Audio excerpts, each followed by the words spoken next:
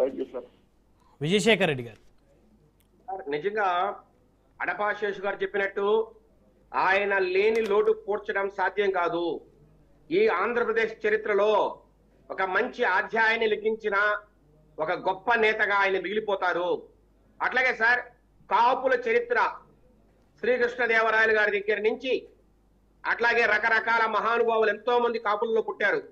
అట్లాగే మన వంగవీటి మోహన్ రంగా గారి దగ్గర నుంచి ఈ రోజు మనం మాట్లాడుతున్న ముద్రగడ పద్మనాభం గారి వరకు రకరకాల వ్యక్తులు ఎంతో మంది గొప్ప వాళ్ళు ఉన్నారు.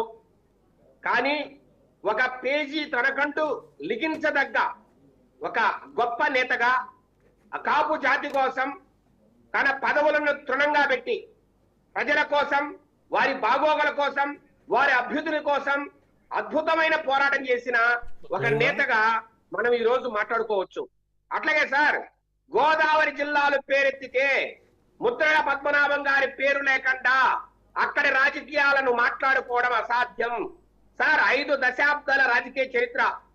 1977లో జనతా పార్టీ అభ్యర్థిగా పోటీ చేసి విజయం సాధించిన దగ్గర నుంచి 1989, 94 వరకు అప్రతిహతంగా గెలుస్తూ ఒక 2 దగ్గరలా 83 కావచ్చు, 85 కావచ్చు తెలుగుదేశం పార్టీ అభ్యర్థిగా గెలిచినా, మంత్రిగా ఉన్నా, తర్వాత విభేదాల్లో ఎన్టీ రామారావు గారితో విభేదించి బయటకు వచ్చి తెలుగునాడు పార్టీని స్థాపించి ఈరోజు కేఈ కృష్ణమూర్తి గారు కావచ్చు, కుందూరు జానారెడ్డి గారు కావచ్చు, ఇలాంటి రకరకాల స్టాల్వార్డ్స్ ఈ రోజు ఆంధ్రప్రదేశ్ లో ఉన్న ఈ గొప్ప నేతలతో కలిసి తెలుగునాడు పార్టీని పెట్టడంలో చాలా ఒక మంచి అధ్యాయాన్ని లిఖించడానికి ముందుకొచ్చిన వ్యక్తి మన ముద్రగడ పద్మనాభం గారు.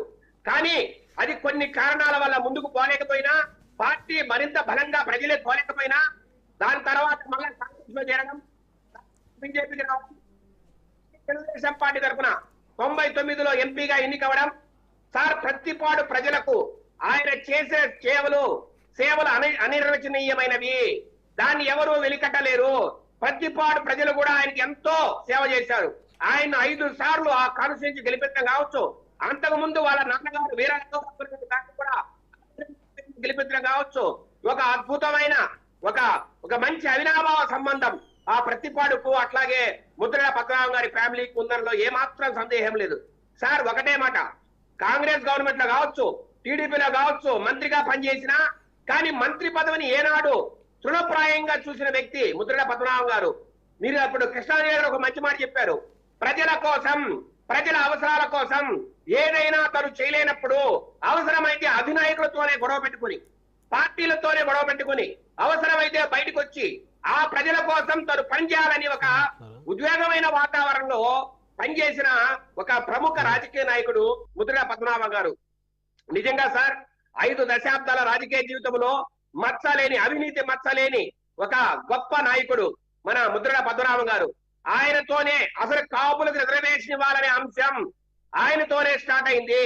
ఆ రోజు చంద్రబాబు నాయుడు గారు కాపులకు రిజర్వేషన్ ఇవ్వాలని ఆ రోజు మంజునాథ్ కమిషన్ వేసినా, అట్లాగే అసెంబ్లీలో తీర్మానం చేసినా, కేంద్ర ప్రభుత్వానికి పంపినా, లేదంటే తర్వాత ఓబీసీల్లో ఉన్న 10%లో 5% కాపులకు రిజర్వేషన్ కల్పించాలని ప్రయత్నం చేసినా, దాని వెనకల ప్రోత్బలము, ప్రగాఢమైన ఇన్ఫ్లుయెన్స్ చేసిన వ్యక్తి శ్రీ ముద్రగడ పద్మనాభం గారు.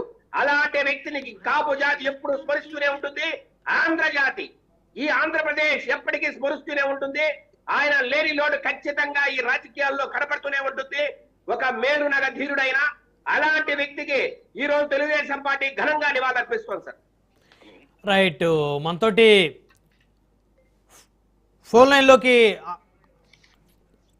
లైన్లో మనతోటి అందుబాటులోకి వచ్చారు నెంబర్ 1 న్యూస్ ఛానల్ CMD, అదేవిధంగా కాపు ఉద్యమ నేత మంచాల సాయి సుధాకర్.